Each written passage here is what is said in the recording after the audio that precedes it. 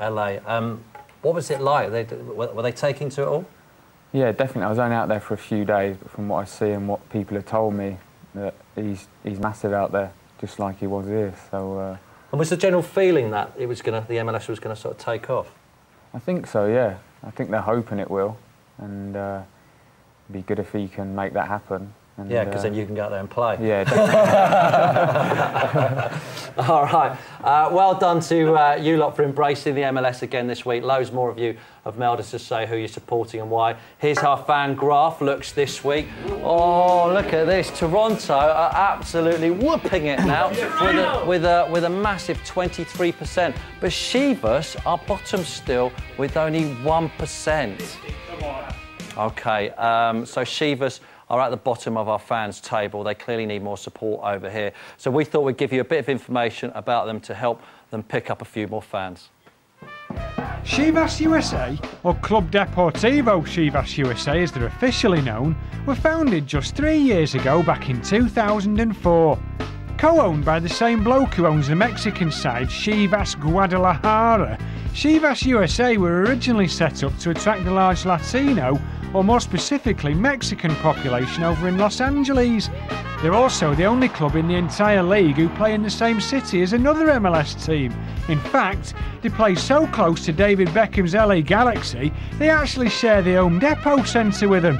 Should make for an interesting derby. One player to keep your eye out for is young English striker John Cunliffe. He scored his first ever MLS goal the other week against Lovejoy's Kansas City Wizards. Good finish, son. Here's Cunliffe, and we're level at 2.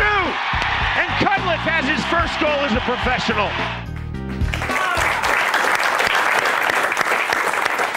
Wayne, you said you fancy supporting them, didn't you? Yeah, definitely. Got the Southampton red and white stripes, so I'll go for them. You've got to go for Kansas City. They're the Kansas City. Kansas City in blue. Right.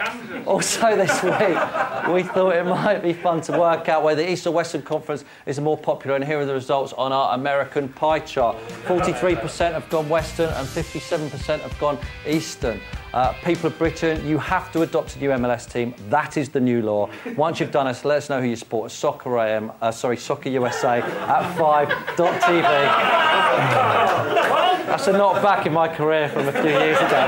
You can also send us your MLS-related pictures and videos.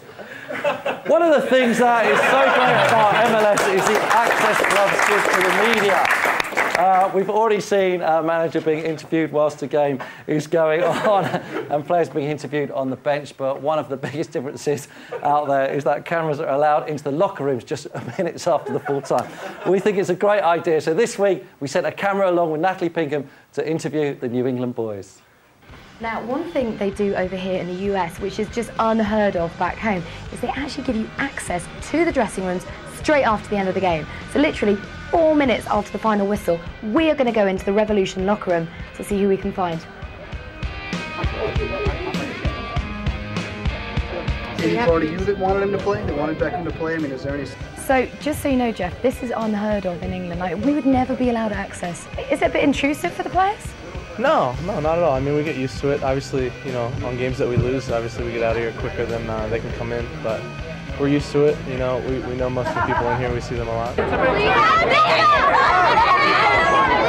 Now listen, tell us about the atmosphere out there tonight. It's incredible.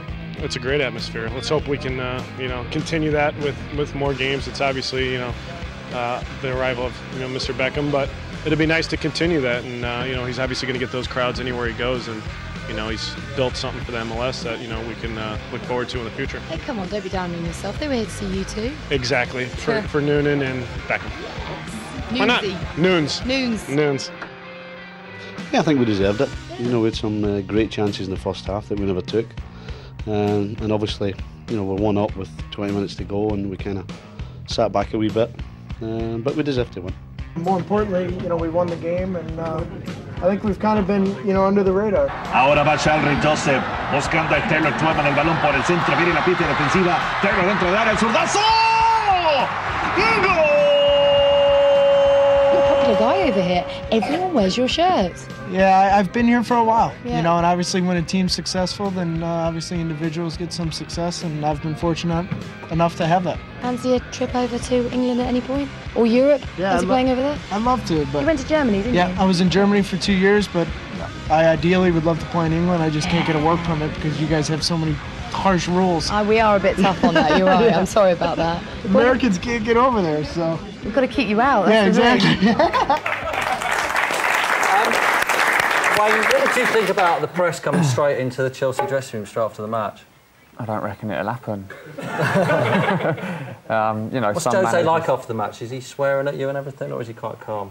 Depends how we played. Depends how many we scored. All right, well, listen, cheers, Wayne. Thanks for coming on the show. That's it for another week. We'll be back next week with every goal from the week in the MLS and plenty more. We'll see you all then. Bye-bye.